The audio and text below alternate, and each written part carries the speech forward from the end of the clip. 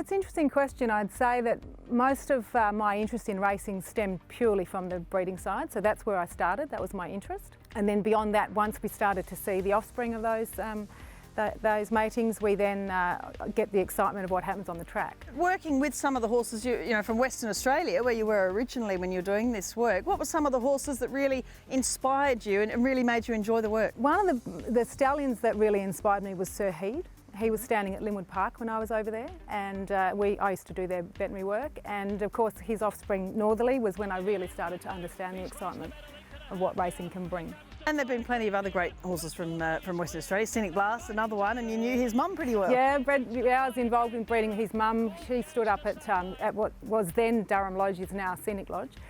Daughter's Charm produced Scenic Blast, which was fantastic, and then she also produced Group 1 winner in Gilded Venom, who ran in the railway. I used to sit and pull out the form guide, and I didn't look at the names of the horses necessarily. I looked at their breeding, and then I'd see the stallion, the mare, and say, oh, who's that? And then I would start to follow. So it was always that, you know, the backstory of the breeding side, and then that led into the racing. And in nearly a decade here at Arrowfield Stud, there must be some incredible stories where you've seen, of course, being involved in, you know, getting the mare in foal, getting them ready to get in foal, and then conceiving, and then keeping the pregnancy, and of course through to foaling and race days. What are some of those sorts of horses that really stick in your mind? Well, there's an awful lot of them come off this farm, Caroline.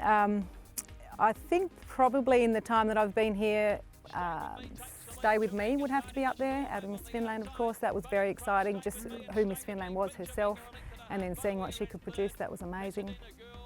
First one I looked at here was a Lingy. I mean, that really was, you know, racing royalty, I guess, when I first got here. There's no end to the number of horses that come off this place, and then we get the racing list out each week of the horses that we've been involved in breeding, and it's, you know, it's a long list of horses, and it's really exciting to watch what they can do.